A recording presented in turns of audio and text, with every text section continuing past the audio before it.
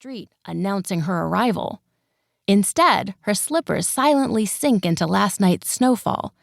As the cold bites at the sliver of exposed skin on her ankles, Elisha winces and pretends this is all in the name of stealth, rather than rushing in without thinking. The soggy slippers muffle her ascent up the Victorian stairs, and she avoids the creaky board one step from the top in the nick of time.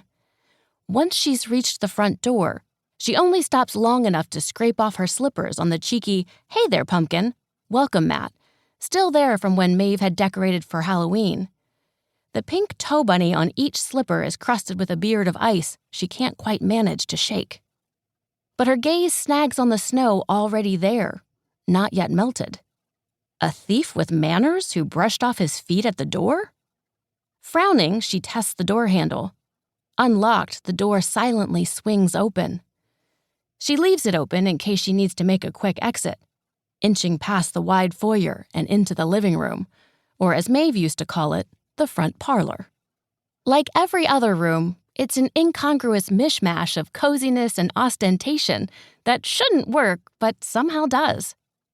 Immediately, her eyes land on the broad-shouldered back of a man who, despite the generous dimensions of the room, towers over everything in it. The spindly end table teetering with the last books Maeve was shuffling through.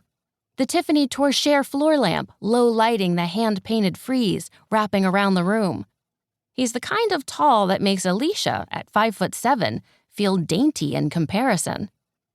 Her Goliath is mumbling to himself now, shoulders hunched as he scrounges through the drawers. He flips through the stack of papers in his hands quickly, scrutinizing them for just a second or two, tossing Maeve's treasured memorabilia on the floor like trash as he goes. A whole lifetime discarded as if it's nothing. Elisha bristles, watching the soft flutter of theater programs, movie ticket stubs, and elegant wedding invitations as they scatter on the hardwood floor. Her fingers clutch her impromptu weapon even harder. "Why couldn't it be money?" the intruder asks, actually tipping his head to the ceiling as if he expects an answer. His sigh is followed by a growl. "This whole place is a fucking fire hazard." Elisha stifles a laugh at how quickly his despondency turns to irritation. He's seriously criticizing the clutter? Those who break into other people's houses do not get to throw stones. His neck suddenly straightens, shoulders dropping. The move is uncannily similar to the one the cats make when sneaking up on each other, about to pounce. She must have made a noise, given herself away somehow. The Goliath starts to turn. Her fight or flight kicks in. She raises the candy cane high above her head, ready to bring it down. "I'm armed," she half warns, half shrieks, leaving off the dangerous because, of course, she's not. He doesn't know that, though. With a startled yelp, he stumbles, almost slipping on the pile of Maeve's precious mementos he had just tossed on the floor. Elisha can't help it. She shrieks again. The candy cane swings through the air. It misses the man entirely, but it's too late to stop the force of its arc. The knobby part of her knee catches the brunt of the blow, like a doctor testing her reflexes with a tiny hammer. Pain ricochets down her leg, 100 times worse because it's self-inflicted, and even worse, it's acutely embarrassing. Immediately, involuntarily, and absolutely inconveniently, her eyes well with tears.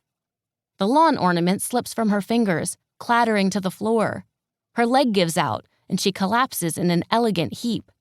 A jumble of swears erupts from her mouth. If Goliath guesses most of them are aimed at him, he doesn't make a peep. Instead, he crouches. Through her blurry vision, she can make out two things. One, he does not look at all pleased to see her, which is a shame, because two, he's gorgeous. Even if he is a thief. An exceedingly well-groomed and well-dressed one, if that belted, expensive-looking coat and thick red scarf are anything to go by. He raises a sharp, dark brow, a shocking contrast to his platinum blonde hair. "Are you done?" She's too busy tentatively massaging her injury and mulling over which adjective would perfectly describe the striking shade of his blue eyes when she realizes he's speaking to her.